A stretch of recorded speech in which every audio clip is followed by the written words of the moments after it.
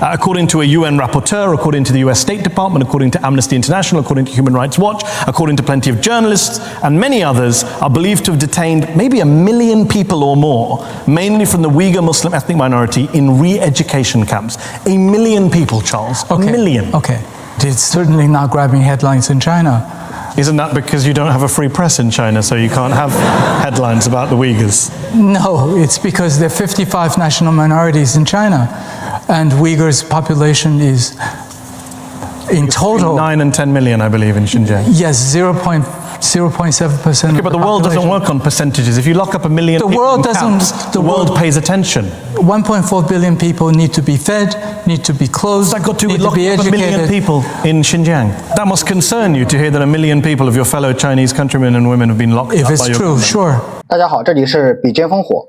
本期视频分享的是刘扬声和高志凯参加半岛电视台的对话节目，与主持人哈桑激烈辩论的一段视频。首先和大家说一声对不起，因为字幕是用了 AI 翻译的，所以把那个主讲嘉宾的名字给翻译错了。主讲嘉宾其实叫刘扬声。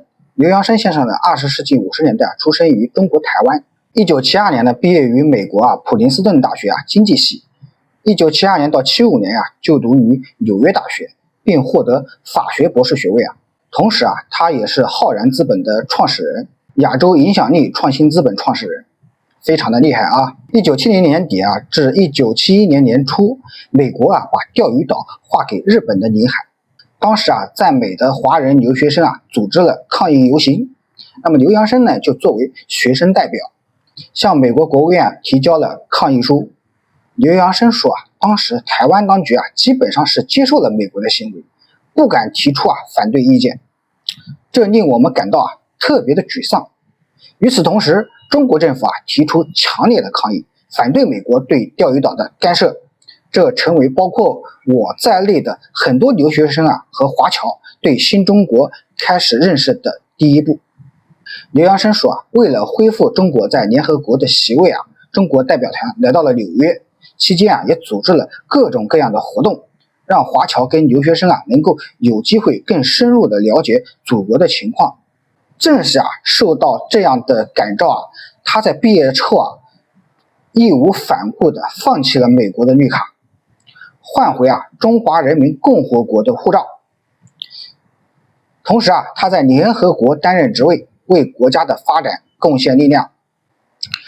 视频当中就解放军是否要打仗、中国的军费、南海主权及航行自由问题、台湾问题、国际秩序、老生常谈的人权独裁等问题，还有新疆问题、中国的经济问题，为什么在海外的中国富人越来越多等一系列的问题进行了激烈的辩论，甚至刘扬声和高志凯联手上阵，激烈的思想碰撞，火花四溅。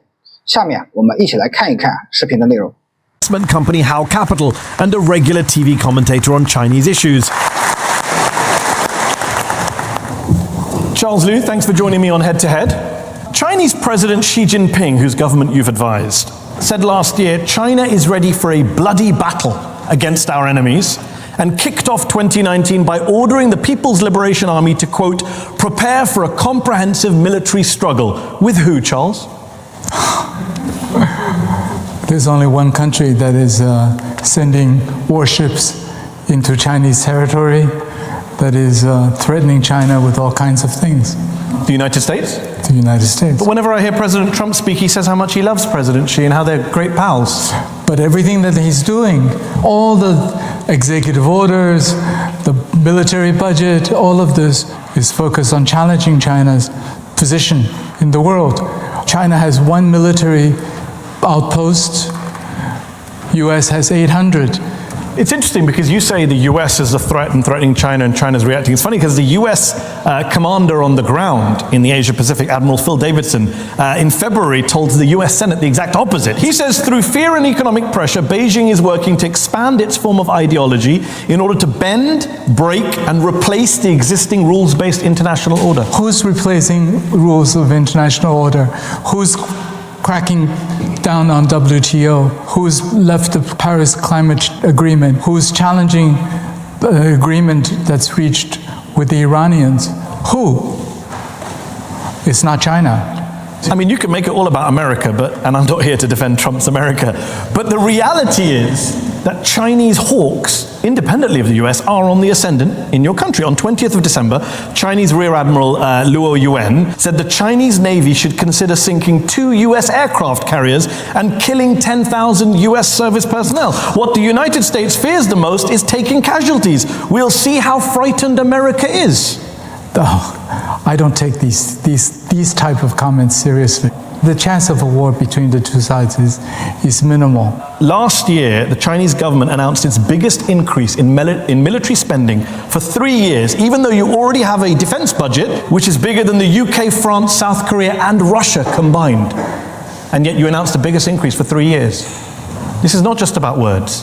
Oh, when the US still continues to challenge, as they do, for entering Chinese territorial waters, however you look at it, the total amount, it is still insignificant compared to US spending. Insignificant, but you spend more than the UK, France, and Russia combined, 3 nuclear powers. The 3 nuclear powers in terms of population, that's up to how many? What's population got to do with your military spending?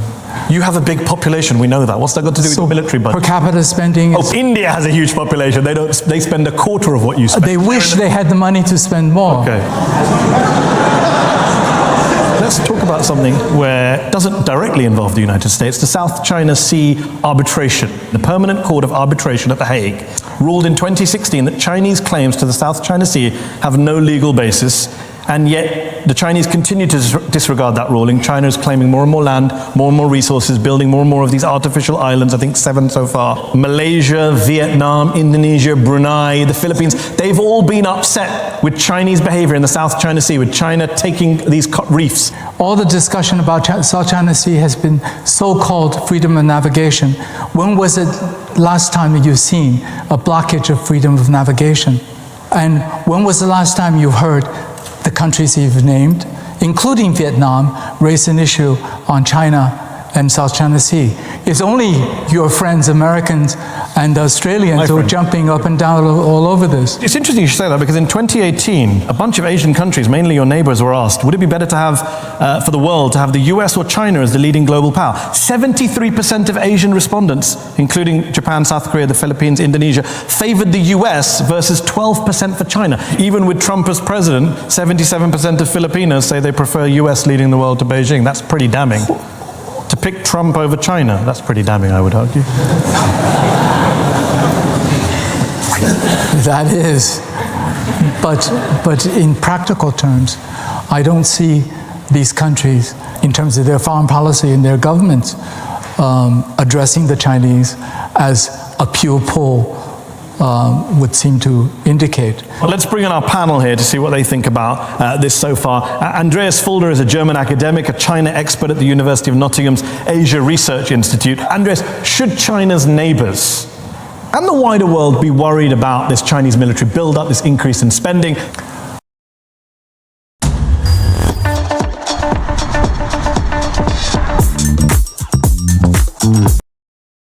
Yeah, I think they should. And the truth of the matter is, if when Xi Jinping talks about China's national rejuvenation, it is worrisome, because the underlying tenets are a radical revisionist and expansionist foreign policy, as evident from the artificial reefs in the South China Sea, but also his threat of annexing Taiwan, which is a liberal democracy, a very vibrant society, just opposite the coast of mainland China.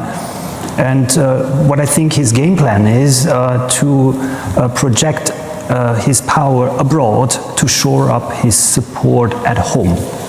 Charles, just deal with Andreas' specific point about Taiwan. You were born in Taiwan, of course. Yes. If you still lived in Taipei today, in the Taiwanese capital, wouldn't you be worried at some of the rhetoric coming out of Beijing about annexation? I wouldn't be at all. Well, nothing. Because I actually went to Taipei. What did it take to worry you, Charles? No, I went to Taipei for the midterm elections. What I see in Taipei, or in Taiwan today, is the people in Taiwan have gotten fed up with so-called independence politics. They're looking for better life. Well, why is it 170,000 engineers have left Taiwan and have gone to Shenzhen? Why is it all the 90% of the startups in Taiwan are aimed at the Chinese market and not the Taiwanese market? I think the fact that the economies have become so integrated between Taiwan and China, it leads to, let's say, the possibility of addressing the issue. But my impression is that the young Taiwanese are actually quite worried that they may actually lose out in this process and also lose their de facto sovereignty as a liberal democratic island state. But that is no longer considered a primary issue, even for the younger people. Okay, let me bring in Steve Tsang, who's a British political scientist born in Hong Kong, currently director of the China Institute at the School of Oriental and African Studies in London. Steve, is this a new form of aggressive foreign policy on China's part, or is that just an exaggeration on the part of China's enemies? What is China trying to do with its foreign policy? Is it trying to change the region, change the world? After Xi Jinping became leader of China, what we are seeing is an assertive foreign policy that essentially amounts to China now requests and requires the rest of the world to pay China due respect. And what amounts to due respect is something to be judged by the Communist Party of China, or in effect by the leader of China, General Secretary of the Communist Party, Xi Jinping. Okay, we've also got Victor Gao with us, one of China's best-known international politics experts, Vice President of the Center for China and Globalization in Beijing, former interpreter for the late President Deng Xiaoping. You can't deny that the current Chinese president is taking different steps to his predecessor, is demanding respect on the regional and international stage. China doesn't want to challenge the international order today, but China wants to have a better say, a larger say in the international order today. And I hope the rest of the world will respect China's request, because this is legitimate, this is legal, this is not revolutionary means to overthrow the international order. Well, in the South China Sea, there's a debate about legality. Stephen, you're smiling there when Victor said they don't want to... Well, China is not out there to change the international system as we know it at the moment, but it is transforming it. When the UN Agency for Human Rights was being changed, and then China played a leading role in the transformation, the creation of the Human Rights Council, and as it does so, it basically changes the discussions at the UN about human rights. Now China is not at much of the receiving end of criticism on human rights. Charles, let me ask you this. One of the reasons so many people abroad are worried about Chinese foreign and defense policies right now is because you have a president who at home appears to be bent on increasing his own power and reach. Chinese presidents since Mao, as you know, tended to serve 5 or 10 years in office. But President Xi has cracked down on his rivals, refused to designate a successor, and last year got rid of term limits. He's gearing up to be president for life, isn't he? Dictator-in-chief. Okay, two things. Number one, it's a one-party system. We don't... And thank God. The key issue for the Chinese government is that they tried very hard over the years to maintain stability. You're claiming this president for life thing is precisely you don't understand how the system works. Okay, explain it. Now take Hu Jintao, for example. During his second term was seen as lame duck for the entire second term. And he couldn't implement or execute a lot of things that he wanted to execute. It doesn't mean that he's actually going to continue for another term, but that prospect would take out the possibility of being regarded as lame duck. But it does give him the option to serve for life legally within the system. If it goes in that direction. He does seem to be going in that direction. Not necessarily. Okay. Quick question though, on the vote last year in March, that was the vote in the National People's Congress to get rid of term limits, the delegates voted, 2,964 of them voted, 2 of them voted against. 2,959 voted in favour. Was that a free and fair election? I'm just wondering, I mean, 2,900 people just voted the way he wanted. Coincidence? No, it was... Is that how Chinese politics works? Apparently that's how it works. Okay. Good to hear such an endorsement of the system. I think you should not be addressing the Chinese entire system of how it works in comparison to what you have in the West. You have to remember that 50 years ago, 90% of the population were illiterate. only 10% was literate or sophisticated or educated. The whole process of transforming that into a modern society is taken a long time. By the way, lots of Chinese people weren't happy with the 2-term limits, and they took to Weibo and other online forums, and they were not allowed to. In fact, the Chinese government disallowed the words personality cult, my emperor, 2-term limit, Emperor Xi. They were all not allowed to use those words online to avoid people's dissatisfaction with this move. You read Weibo? I don't read Weibo, but others who read it for me. Okay. Now, there are comments, there are views and comments describing their views and comments on this issue. They got shut down. Well, it's not true. It got shut down because I wrote something on this as well. Well, you wrote something critical of President Xi on Weibo. Absolutely. Oh, wow. What did you write? I said, this would not be regarded well by the Western press. That's your definition of a criticism of the Chinese press. Nicely done, Charles. We've got to move on. Time is short. We want to talk about the economy in part 2. Before we do, there's another big domestic issue that's grabbed a lot of headlines in recent months. Your country, the government you support and have advised, according to a UN rapporteur, according to the US State Department, according to Amnesty International, according to Human Rights Watch, according to plenty of journalists, and many others, are believed to have detained maybe 1 million people or more, mainly from the Uyghur Muslim ethnic minority, in re-education camps. 1 million people, Charles. Okay. 1 million. Okay. It's certainly not grabbing headlines in China. Isn't that because you don't have a free press in China, so you can't have headlines about the Uyghurs? No, it's because there are 55 national minorities in China, and Uyghurs' population is, in total, 9 and 10 million, I believe, in Xinjiang. Yes, 0.7%. Okay, but the world doesn't work on percentages. If you lock up 1 million the people world in doesn't. camps, the world pays attention. 1.4 billion people need to be fed, need to be clothed, That got to need lock to be up 1 million educated. people in Xinjiang. That must concern you to hear that 1 million people of your fellow Chinese countrymen and women have been locked up. If it's by your true, government. sure. How do we establish if it's true or not? Why don't you let people in to check and count? Then we'll know for sure. I think people have visited. No, they've been on kind of supervised trips with Chinese monitors to select camps where they haven't been able to see everything. In fact, Reuters went on a trip last year. They were taken around. They were allowed to meet some people, and the people sang, "If you're happy and you know it, clap your hands." And Chinese government monitors stood in the room the whole time, and no one was allowed to speak to anyone independently. well, you know, Charles, that there are people who've been in those camps, who have come out of those camps, are now refugees in the US, in Kazakhstan, and they have testified to hooding, shackling, torture, sleep deprivation, sexual humiliation, starvation. This is what's coming out from people who've been in those camps in Xinjiang. If it's true, then they're certainly very bad. This is not my area of expertise, and I'm not involved in the politics, and I've never been to Xinjiang. I'm more concerned about the economic side. But let me bring in Victor Gao, who is a very well-known Chinese political commentator. Even Chinese government officials have admitted that there are these camps, there are people locked up for quote-unquote re-education, but in the most horrific conditions, and we're talking up to 1 million people, Victor. How can you justify that? The Uyghur people are our brothers and sisters. I have many friends among the Uyghur people. Among the Muslim people in China, they are a minority. Most of them are great Chinese nationals, that's for sure. However, among the Uyghur Muslims, there are extremists, there are terrorists, and there are separatists who want to split Xinjiang away from China. In China, under the Chinese law, anyone attempting to separate any part of Chinese territory outside of China is committing a crime.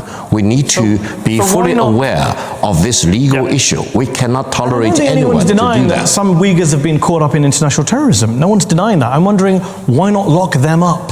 Why lock up 1 million people? First of all, altogether in Xinjiang, there is less than 10 million Uyghur people. If you are really serious in believing that there is 1 million people among the Uyghurs who are locked up in so-called camps, this is completely fabricated. How many people are locked up? I do not know. Well, you can't say it's not 1 million if you don't have an alternative number. There are several things. One is the definition of 1 million or less than 1 million, that's one thing. The other one is locked up. Well, they're not there of their own volition, are they? No, there are people in Xinjiang who are going through training or retraining for education purposes.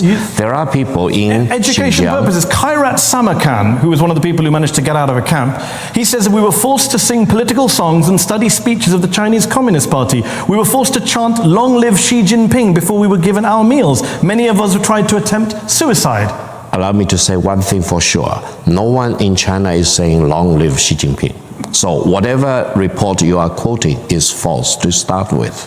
Here's what I don't get, Victor. The UN, Amnesty International, Human Rights Watch, the US State Department, various China experts, human rights activists have come up with this number of 1 million based on satellite photography, based on people who have come out and talked about it. You're saying it's not 1 million. I'm asking very simply, how many is it? I think we need to just differentiate the realities on the ground versus the falsified claims. So refugees, Uyghur refugees who've talked about being tortured in camps, they're just making it up according to you? I think lots of these claims are falsified. Wow, That's for sure. And you're a friend of the Uyghur people. Okay, Andreas Fulda, what do you make of Victor's response and Charles's responses so far? I think it's, both what Charles and Victor said is indefensible, and let me explain. For a lot of people who support the Chinese Communist Party, cultural difference has to be dealt with by homogenization and assimilation. There is a pop singer, he's famous for a song where he's encouraging young people to study hard, to do physical exercise and to be courteous. He is not a terrorist, Victor. Or a second example, there is another gentleman, he was very promising footballer.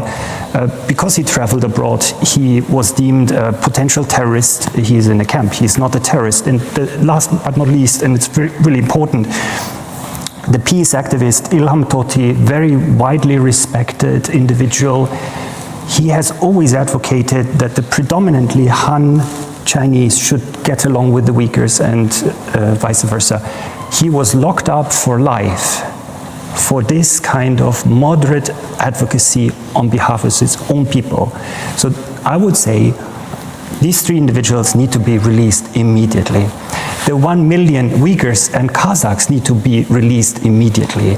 There is no justification to bring so much harm to them and their families. They should be able to live in peace and free from fear. Victor, what's your response to that? And Charles, you wanted to come in. Do you know how many Uyghur fighters are fighting in It's definitely not 1 million. Syria? Victor. 5,000 people. So why not lock up those 5,000 people? Each Uyghur fighter fighting in Syria has about 3 or 4 persons in their family fighting together. How does 5,000 fighters go over to Syria? Come on, Charles. Every country has had problems with fighters going out to Syria. Okay. France has endured far more terrorist attacks than China has. And the French have not locked up 1 million Muslims in France. 5,000. And how did they get there? There's a support group. Same in France, Charles. And the French have not locked up 1 million people. They have a problem. The French claim they have a problem of radicalization. They've brought in a state of emergency, but they haven't detained 1 million people. But even the French haven't said, you can't name your son Mohammed. You can't have children entering mosques. Government employees can't fast during Ramadan. You can't grow, quote, abnormally long beards. That's what Beijing has banned Uyghur people from doing. That's false. How about children not being allowed to go into mosques? That's totally false. Why is it false? How do you know it's false? Because I've seen the photos of the signs. There are photos of the I have a neighbor, immediate next door neighbor, who is Muslim and who goes to mosque with his children. In Beijing? Yeah. He's not in Xinjiang. On the one hand you say, don't ask me, I don't know anything about this, but then you jump in to say everything's fake. Stephen, let me ask you this. You're listening to Charles and Victor saying this is propaganda. What do we know? What does the evidence suggest to you that you've seen that can be corroborated about what's happening on the ground on a place like Xinjiang? What we do know of the political system is that the Communist Party of China has a monopoly of the truth and a monopoly of history in China. Therefore, what they say must be true, is by definition, and what anybody else has to say that does not coincide with what the party says are false news. That is what we are dealing with. When we are talking about 1/10 of an identifiable minority in the home country being identified and put in camps, how would our friends here feel if 1/10 of the native population of Shanghai or Beijing are living in camps. Charles, do you want to answer that? I never thought about that question. Okay, but he's just posed it. I just don't see it. I don't see it happening. I don't see it possible physically to spend this inordinate amount of time on something which many, myself included, don't feel to be truthful is, I think, negative propaganda on your part, Meta. Here's what I don't get. On the one hand, you say, I don't know anything about this. On the other hand, you say, I believe it's untruthful. You can't have it both ways, Charles. If you don't know anything about it, maybe you shouldn't accuse other people of making stuff up. And you and Victor say it's all fake news. Maybe there is some fake news there. Okay, well on that note, we're going to leave the discussion. We're going to take a break. We're going to come back in part 2 of Head to Head with Charles Liu, with our panel of experts. We're going to hear from our patient audience here in the Oxford Union. We're going to talk about the Chinese economic miracle and about much more. Welcome back to Head on Al Jazeera. My guest today is Charles Liu, the financier, entrepreneur, informal advisor to the Chinese government. Undoubtedly, the Chinese economy has been a success story in many ways. Record growth, millions of people lifted out of poverty. I don't think anyone questions that. But there are, of course, as you know, serious concerns about the sustainability of the Chinese economic miracle, how long it's going to last. The jobs market's gotten a lot tougher. Exports and imports have slowed down. The Chinese stock indexes, I believe, lost almost a quarter of their value last year. Even the trade war with the US seems to be taking its toll. Are we witnessing the beginning of the end of the Chinese economic miracle? I remember a book from 1998 by a top economist called The Oncoming Collapse of the Chinese Economy. And that's 1998, 2019, it's 20-some years ago. Yeah. There's been plenty of discussion about the oncoming collapse of the Chinese economy and the oncoming collapse of the Chinese financial system, the oncoming collapse of Chinese productivity. I'm afraid so far it's proven that it's more not durable there. than people think. The Chinese economy is transforming. It is moving from cheap labor manufacturing for Fortune 500 companies to a significantly meaningful domestic market and domestic consumption. Now, 6.5%. Okay, I would say to my co-investors, even 4% is quite good because the base is so much bigger now. Okay. One thing that's been a consistent trend in China that's just been getting worse and worse over the last few decades is inequality that seems to be spiraling out of control in your country. There were 89 new Chinese billionaires in 2018 alone. That's almost 2 new billionaires a week, while tens of millions of people still live in poverty. Why is a self-styled communist society producing so many billionaires and so much income inequality? Well, I think it's the value creation in society as a whole. Deng Xiaoping said, let some people get rich first in terms of development. I think Milton Friedman said something similar as well. I think capitalists say the same thing too, to be honest. Exactly. Trickle-down economics is now the Chinese way. It's the Chinese socialist way. Okay. Is it trickle-down or is it something much more significant? According to a recent study by the European think tank Bruegel, quote, the large and persistent income gap is partly the fault of China's tax and transfer system and, quote, very generous personal income tax allowance and exemptions that favor high-income individuals. You're a high-income individual, aren't you, Charles? You've benefited from this tax system, haven't you? While other Chinese haven't. There are two aspects to this. New tax laws have just been implemented, which is supposed to be much more fair.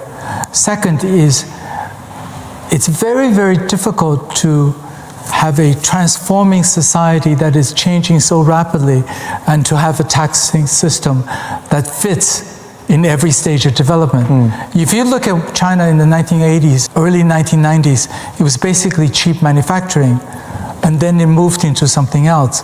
And yet today, the Article 1 of the Chinese Constitution still says that the People's Republic of China is a socialist state led by the working class. That's just a completely false description of China today. You're not led by the working class and you're not really a socialist state. Yeah, we're certainly not as socialist as Norway and Finland and Sweden. We prefer to look at what happens to the economy and whether or not people's livelihoods have been improved. Okay, well, let's talk about some of the rich Chinese and what they're up to. The Huron Group, very well-respected research company, did a survey of high net worth individuals in China, rich millionaires and they found that almost half the number of rich Chinese are planning to move away from China to protect their fortunes and to get better educations for their kids. A lot of Chinese billionaires, millionaires, as you know, I mean, you keep going on about the West. A lot of the rich people in your country are obsessed with the West. They buy houses in the West, they send their kids to school in the West, they buy Western art at ridiculous prices. How come? It's part of investment. I buy things in the West as well. 1 in 6 said they wanted to move because of the political environment in China. 1 in 5 said they want to protect their assets. 3/4 said they want their children to have a better education. Not a great vote of confidence in China from its richest people. Okay, I have investments all over the world as well. It doesn't mean that I'm moving out of China. The number that you should look at is the number of students returning to China after getting an education in the West. Of course, with China vilification by the US, a lot of Chinese students are being pushed out of US schools. I get how billionaire businessmen can send their kids abroad to study. How do you explain the president of China on a $22,000 a year official salary, paying for his only daughter to go to Harvard? How do you explain all these top Politburo officials who were on $22,000, $23,000 a year, sending their kids to some of the most expensive private schools and universities? How do they pay for that? If you went purely by SAT scores, that 80% of the population of the UC system will be Asian. They happen to be better students and they get scholarships. So did Xi Jinping's daughter get a scholarship to go to Harvard? I don't know. I assume she could have. Because you know that his family, according to a Bloomberg study, are found to be billionaires. His brother-in-law's name appeared in the Panama Papers. The Chinese political elite is riddled with corruption, as you well know. And that's something that has been in the process of being addressed the last 4 years. What does that say about your model that the Chinese government has rounded up 2 million people, Communist Party officials, have been disciplined for corruption in recent years? Thank God that they've been rounded up. And what about the president and the Politburo? He seems to only arrest people who are not in his inner circle. The people he likes never seem to get arrested. Not true. Really? Can you name an ally of the president who he's landed up recently? Who's an ally, who's not? There are Politburo members who have been brought to charges. Well, let's ask our panel. Andreas Fulder is here, China expert at the University of Nottingham's Asia Research Institute in the UK. You've advised German and European authorities on engagement with China. You're shaking your head when Charles talks about corruption. How bad a problem is it in China, and is it being dealt with? Well, first of all, of course, it's very opaque. It's a dangerous topic to talk about.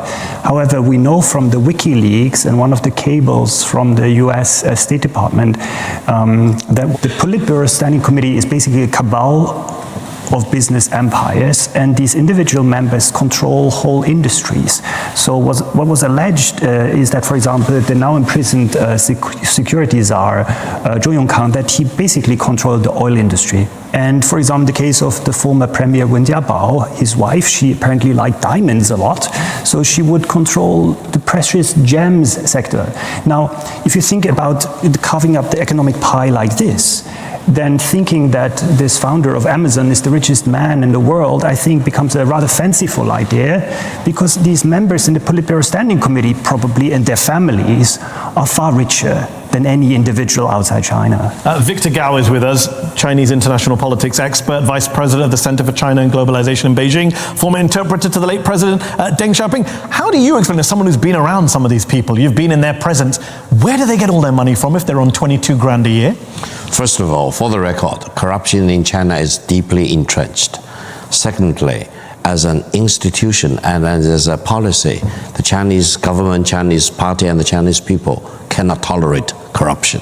So whatever that's necessary to weed out corruption, to round out the corrupt officials, we will do. And this is exactly, as Charles mentioned, the Chinese system is doing over the past 5 or 6 years in particular, to be relentless in chasing after these corrupt cases. But it doesn't seem to be working. That's number one. Chinese overseas wealth has doubled between 2012 and 2018. Yeah. They seem to be getting away with offshoring all their assets. Let me add another point. However, over the past 20 or 30 years, property price in China in almost all the cities has gone up significantly.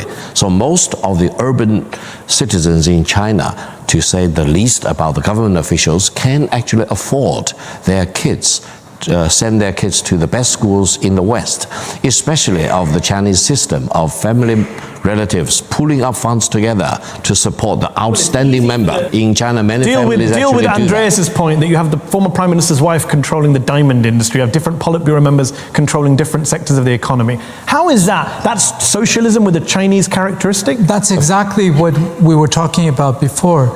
Politburo members were hauled to task for these things. I mean, the thing is, there was a report by the People Bank of China in 2011, and they found out that since the 1990s, 18,000 party officials, managers of SOE, like big state-owned enterprise, etc., had fled the country, and they took with them a whopping 120 billion US dollars. If you think about that kind of theft and looting of state assets, if that had been invested, let's say, in the Chinese education system or in China's health system, that would have alleviated a lot more poverty. Let me bring in Steve Sang, who's been waiting patiently, British political scientist born in Hong Kong, currently the director of the China Institute at the School of Oriental and African Studies in London. How bad is the inequality problem in China right now?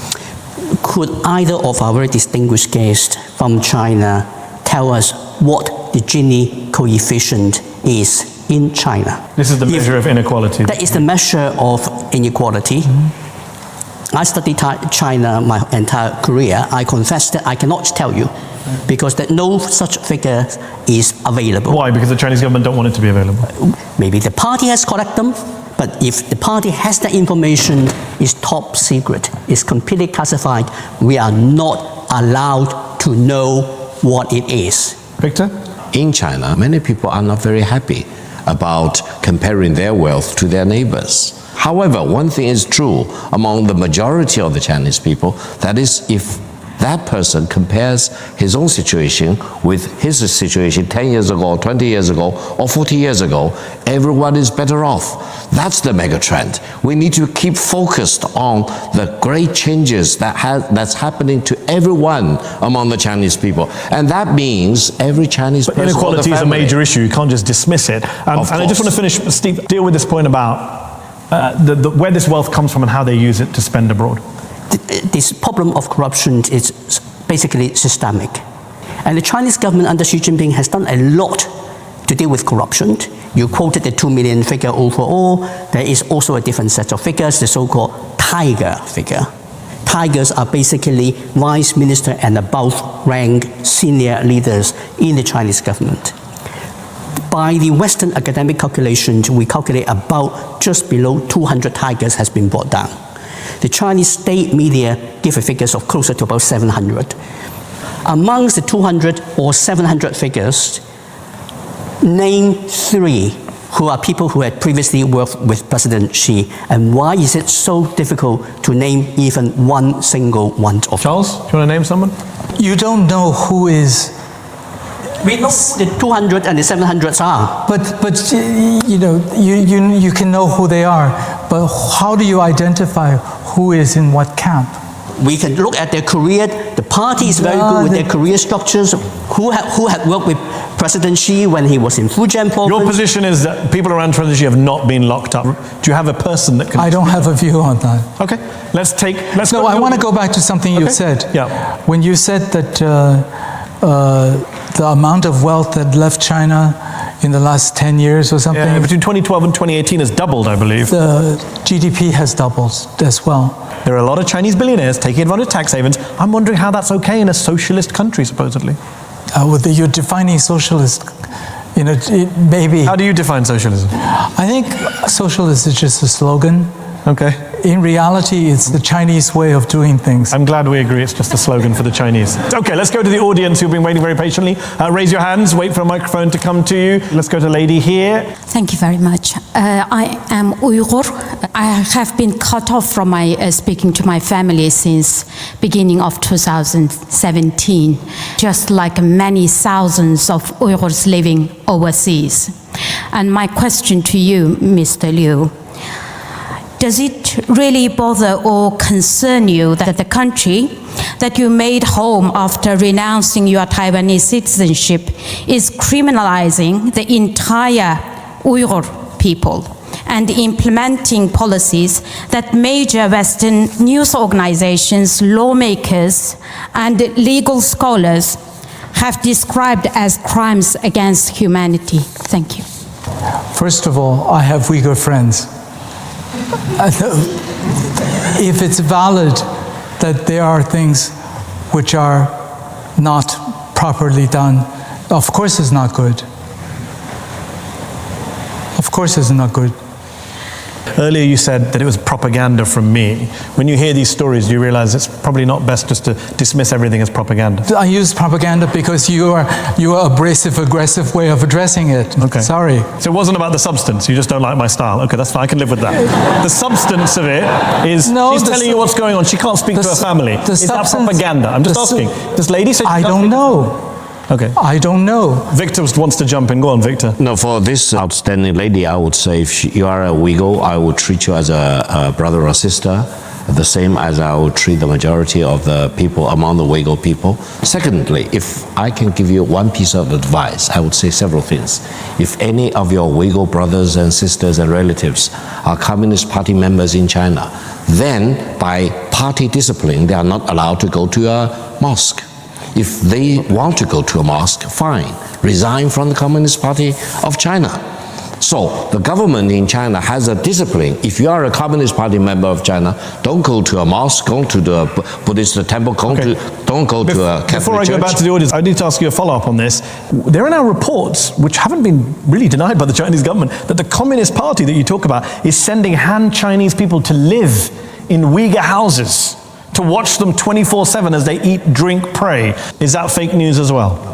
There is no problem in believing in Islam. I have many Islamic friends. Okay, you have Uyghur friends, you have Muslim friends, I get it. No, however... Do you have people living in your house against your will? No. Because a lot of Uyghurs do right now. However, if anyone in China misuses Islam as a pretext to split Xinjiang away from China, that's a crime. Are there people living in Uyghur homes in Xinjiang right now on behalf of the Communist Party? That I'm not aware of. I've never been inside the family of a Uyghur friend. Unfortunately, a lot of Chinese Communist Party members have. Let's go back to the audience. Let's take the lady there in the green scarf at the back. Yes. You said 5,000 people went to Syria and fight.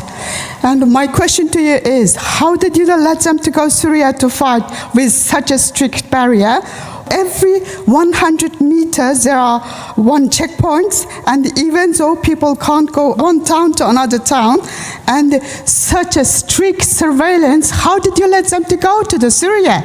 Victor, do you want to take that question? Most of these Uyghur fighters now in Syria and previously and currently in Afghanistan have smuggled themselves out of China. So in that action itself, it's a violation of Chinese law again. There are smuggling activities bringing Uyghurs out of China through Myanmar, to Malaysia, for example. So this is a problem not only to China, but to China's neighboring countries. Andreas Fulda, you're here, a China expert. I just want to get your take on this. This argument about terrorism, is that a credible argument in your view? Well, you yourself made the point that every country has to deal with extremism. The question is how you do that. I think this idea that you need to create this racial nation where ethnic difference is not tolerated, where cultural difference is not tolerated, and where religious activity is not tolerated. I think this is, for the lack of a better word, a rabbit hole that the Chinese Communist Party has gone in, where I'm not quite sure how they can get out, where the off-ramp really is. Because do you want to keep like 1 million Uyghurs in these camps forever? To the audience, but very briefly, Victor, how long do these camps stay open? First of all, I do not agree with the premise of your question. There are more mosques being built as we speak than probably any other religious establishments in China. Fine, let's go back to the audience. This lady here in the black shirt in the second row. China still has a poor social security net, and working labor rights and working conditions of the poor workers are still a problem in China. I want to ask, how can these conditions be improved? Charles. There is a shortfall in the Social Security pool. There's no question. One of the ways that has been addressed has been the allocation of 10% of the shareholding of state-owned enterprises, many of which are listed companies either in New York or Hong Kong or in China, and to allocate that into the Social Security pool. But isn't the problem that, again, coming back to this idea of socialism, slogan or not, in the beginning of the show, you were telling me, India wishes they could spend what we spend on defense. But is that really something to brag about when you spend, I think, 5% of your GDP on health and 2% on education, which is lower than what Sudan spends on health and education as a proportion of the budget? That's pretty embarrassing for a country your size, Absolutely. your wealth, calling itself socialist, abandoning the poor people when it comes to health and education. I think health and education spending should be more. In terms Why hasn't it been? It's been increasing significantly. But why is it so low? In a country that claims to care about the working class. It could be spending more, sure. Let's take some more questions from the audience. Lady in the red shirt. My question is, do you think that the rise in populism and the economic slowdown in the West is possibly a threat to China? The rise of populism, ultimately, in a political sense, is a threat to the whole world. Because what we have in terms of the US, for example, and even Europe, is a challenge to the rise of Asia overall. It's not China. Because if you look at the 280 components for your iPhone, 270 something are made in Asia. And it's assembled in China. And its efficiency is enhanced because of the market size. So this rise of populism in trying to move the supply chain from Asia back to the United States, it is a threat. It's a threat to the whole world, not just to China, because this supply chain and this market has been very beneficial for the whole world. This is how the West, including the US and Europe, has been able to get lower cost of living, lower and cheaper goods. Okay, let's go. Gentleman who was waiting with the hat. I lost contact with my old family since early 2017. And I recently found out my siblings, and they are in that so-called concentration camps. And I don't know, are they still alive or not? And secondly, I don't know my mother's, she is well, and why I'm not allowed to talk, communicate with them, and also why they're not allowed to my mother and my relatives to contact with me, and why my mom must suffer from not seeing and hearing from their sons. Okay. That's my question. That's a statement. I have no idea about his well, let mother. me turn it into a question. When you hear such stories, aren't you concerned as a citizen of China as to what might be going on in your country? Yes, I am. And when you go back to China, you're going to do anything about it? I'll find out more about the subject. Okay, let's go back to the audience. I said at the back.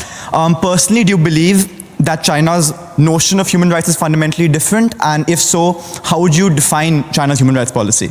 Okay, good question. I think cultural differences are there.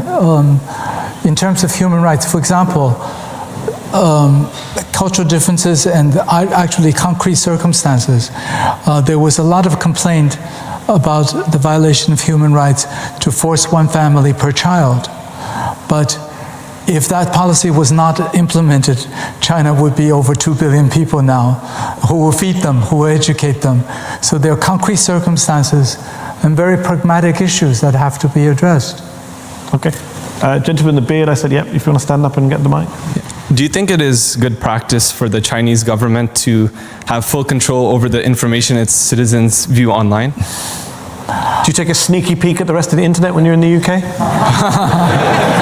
No, I don't have any problems because I don't take sneaky peeks of things that I'm not interested in. Okay. So, but in terms of his question, yes. Should the Chinese government control the flow of information to citizens? I think there should be some measure of control, including in the United States. But total control in China? That should be lessened. That should be reduced. You'd like to see it reduced in China? Yeah. Do you think it will be? In some cases it has been. Okay. Let me ask you, we're out of time, but I do want to ask you this. You were born in Taiwan, a capitalist society. You moved to the US as a child. You studied at NYU and Princeton. You worked at the UN. But in 1975, I believe, you gave up your Taiwanese passport and your US green card to become a citizen of the People's Republic. What made you give up all those liberties and freedoms and move to China? I felt quite oppressed in the US. Okay. I participated with Martin Luther King in the Civil Rights March in 1968. Wow. And against the war in Vietnam. And I had one of my fellow students at Princeton beaten to death by rednecks just because Horrible it was stuff. Chinese. And you thought China was the place to go to get more? No, I just thought if they don't want a Chinese, I'll just be Chinese. And you participated in the MLK's protests, civil rights protests? 1968, yes. Do you think those protests could ever happen in China? I was actually shocked at how it took 200 years for the US to be addressing the issue of blacks sitting on the back of buses. So China's behind in the timeline. You might get those protests, but not right now. Well, I hope China doesn't have to have protests for these things to be Well, the addressed. protests aren't allowed at the moment, is the point I'm making. You can't protest in China in No. that way. They That's what are- you're avoiding. No, there's plenty of protests in terms of even when the stock market crashed, people were protesting. Charles Liu, we'll have to leave it there. Thank you so much for joining me on the show. Thanks to our audience here in the Oxford Union. Thanks to our panel. Thanks for watching. Thank you, Charles Liu. 好了，视频看完了，不知道大家心里有什么样的想法没有啊？我先说一下自己的一些观点啊。关于解放军备战的问题啊，我感觉这个问题问的呢有点反智。为什么呢？解放军如果不为了打仗，那么要解放军干什么呢？解放军啊，就是随时敢战能战，而且是战之必胜。中国军队中有一句话是这样说的：我们不相信有克服不了的困难，我们也不相信有战胜不了的敌人。关于军费问题啊，哈桑怎么不去说美国呢？为什么美国军费啊已经超过10000亿美元啊？比后面10个国家的军费加起来还要多。不是其他国家不想加军费，你得有这个财力才行。刘扬声回答的其实也是一针见血啊，非常的经典。关于选举问题啊，每个国家都有自己的选举制度，中国当然也有。当今世界啊，所有的民主选举国家或多或少都会导致社会有一定的撕裂。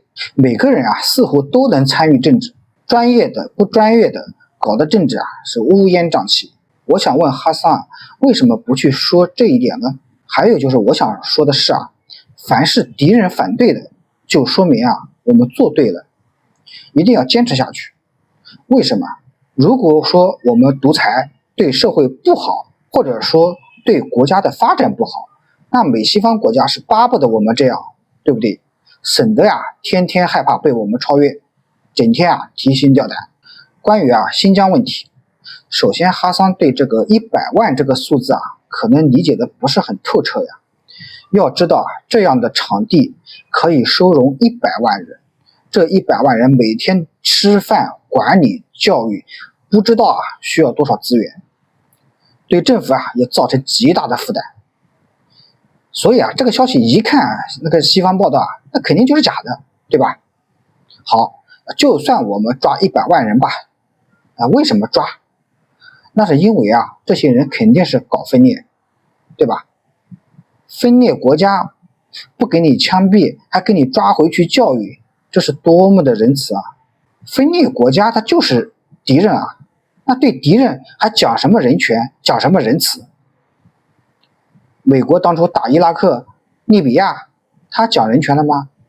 如今以色列对加沙的行为，有人去讲人权了吗？所以说这个说法是典型的双标，是典型的站不住脚的。美西方国家关心这件事根本的目的狗都能看得出来，目的不纯。总之一句话，美西方国家反对的，我们肯定就是做对了。